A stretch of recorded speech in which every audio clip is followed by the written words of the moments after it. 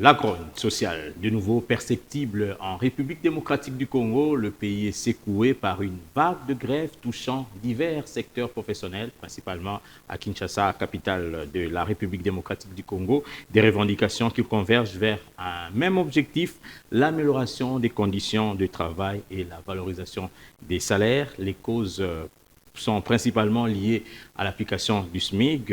Court-on vers un embrasement social ou carrément à quand la mise en application du SMIC qui a été nouvellement fixée?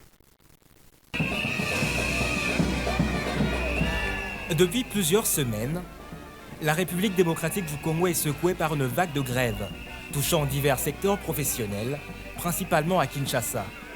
Les revendications, bien que spécifiques à chaque corps de métier, convergent vers un même objectif, l'amélioration des conditions de travail et la revalorisation des salaires.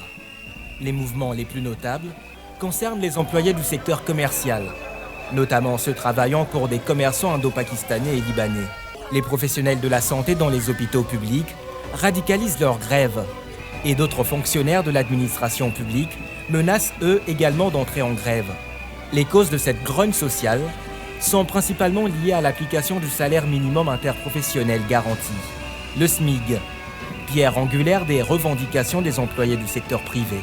Le principal facteur déclencheur de la mobilisation est la non-application effective du SMIG, fixé à 21 500 francs congolais par jour, à partir de janvier 2026. Bien qu'approuvé par le Conseil national du travail et soutenu par le ministère du Travail, ce salaire minimum n'a toujours pas été signé par le Premier ministre, alimentant ainsi la frustration au sein du monde ouvrier. Les conditions de travail dégradantes dans le secteur commercial ont également été dénoncées. Horaires atypiques, absence de contrat formel, sous-traitance abusive, non-paiement des heures supplémentaires, bref, autant de griefs relevés par les syndicats qui accusent l'État d'inaction et de complicité tacite avec les employeurs. Dans le secteur de la santé publique, les syndicats dénoncent des primes de risque insignifiantes, des retards de paiement de salaire, le manque de matériel médical et des conditions de travail précaires. Dans ce contexte complexe, le déficit de dialogue social est également pointé du doigt.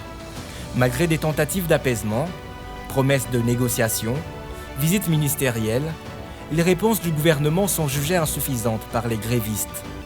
Ce manque de mesures concrètes et rapides accroît le sentiment d'abandon chez les travailleurs. Les répercussions économiques et sociales sont considérables. Dans le commerce, la grève a entraîné la fermeture massive de magasins dans les principales zones commerciales de Kinshasa, compromettant la chaîne d'approvisionnement, l'accès des populations aux biens de première nécessité et provoquant une baisse significative des revenus pour les opérateurs économiques. Dans le secteur de la santé, la grève coïncide avec une épidémie de choléra. La réduction des services hospitaliers au strict minimum met en danger la vie de nombreux citoyens, particulièrement dans les quartiers populaires. Face à cette situation, le gouvernement tente d'apporter des réponses à travers l'adoption d'une nouvelle politique salariale, incluant un barème uniforme, ainsi que par la promulgation de lois de modernisation de la fonction publique. Cette nouvelle politique devra impérativement garantir une rémunération juste, fondée sur les efforts fournis, les qualifications détenues et les responsabilités assumées, sans favoritisme entre institutions. Devra reposer sur une grille salariale unique, lisible et accessible à tous,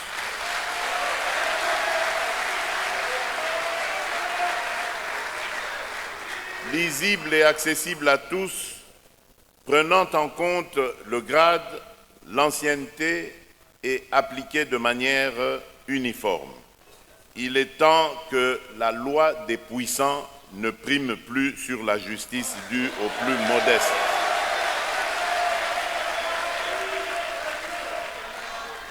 Je m'assurerai personnellement de la mise en œuvre de cette réforme.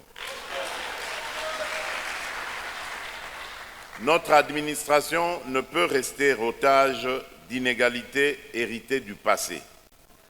Toutefois, bien que saluée par certaines centrales syndicales, Ces mesures sont perçues comme tardives et inadaptées aux urgences du moment.